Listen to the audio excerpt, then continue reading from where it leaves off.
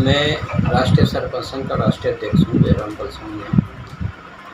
पूरे भारत में हमारा भ्रमण रहता है।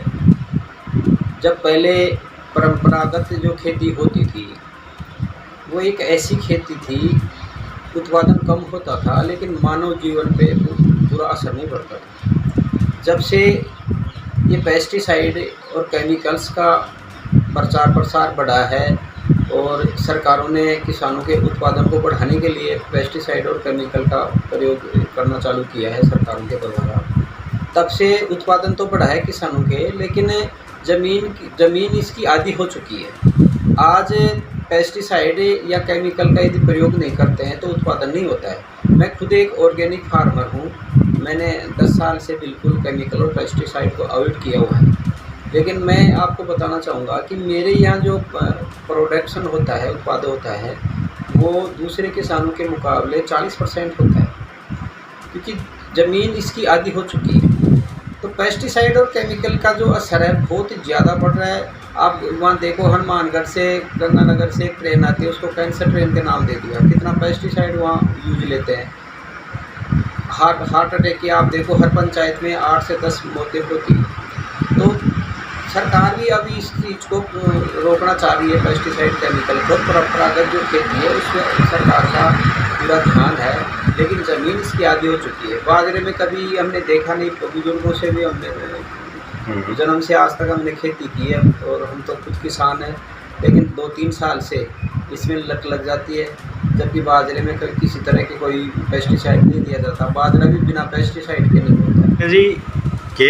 केंद्र सरकार और राज्य सरकार दोनों सरकारों को आप किसानों के मद्देनज़र ज्वलंत मुद्दे क्या हैं जिसके बाबत आप कहना चाहते हैं? देखो, खुद किसान के लिए 2 बातें महत्वपूर्ण हैं।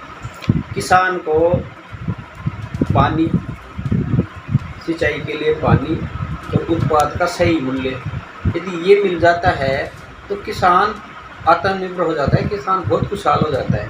जैसा कि एमपी में, मध्य प्रदेश का किसान आज खुशहाल है। उसका मुख्य कारण ये है कि वहाँ नर्मदा नदी की नहरें हैं वो प्रत्येक ज़िले में पहुँच चुकी हैं, और जो उत्पाद होता है वहाँ उस उत्पाद को प्रत्येक ग्राम पंचायत में जीएसएस पे ख़रीदा जाता है और एमएसपी पे ख़रीदा जाता है। तो किसान को जो चीज़ें वास्तव में चाहिए वो चीज़ें मध्य प्रदेश सरकार दे रही है।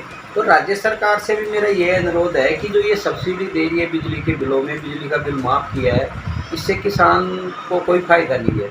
किसान को ईआरसीपी जो योजनाएं हैं, राज्य सरकार को वो ईआरसीपी योजना लानी चाहिए, और केंद्र सरकार को भी जो यमुना नदी का पानी है, उससे यमुना नदी के पानी से दवाई बचती है, वो नॉर्मल तक आ गया है। तो केंद्र और राज्य सरकार दोनों मिल करके उस यमुना नदी का पानी भी यदि लेके आए तो 13 जिले आत्मनिर्भर हो सकते हैं।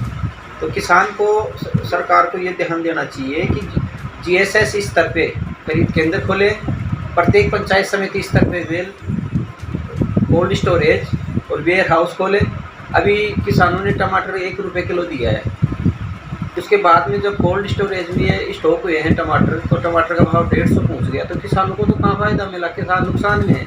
यदि सरकार पंचायत समिति स्तर पे कोल्ड स्टोरेज खोल के रखती तो किसान अपना माल वहाँ कोल्ड स्टोरेज में रख देता और उसको अच्छा उत्पाद मिलता। राज्य सरकार का किसानों के प्रति बिल्कुल भी रुझान नहीं है।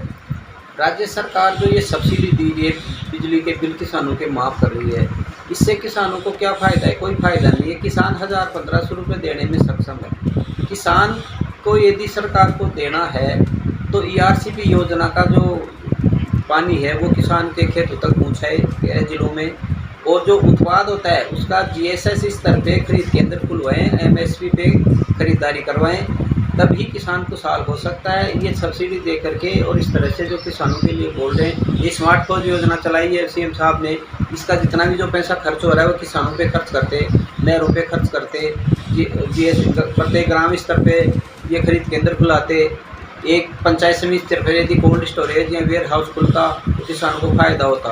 तो किसानों की तो अनदेखी कर रही है सरकार।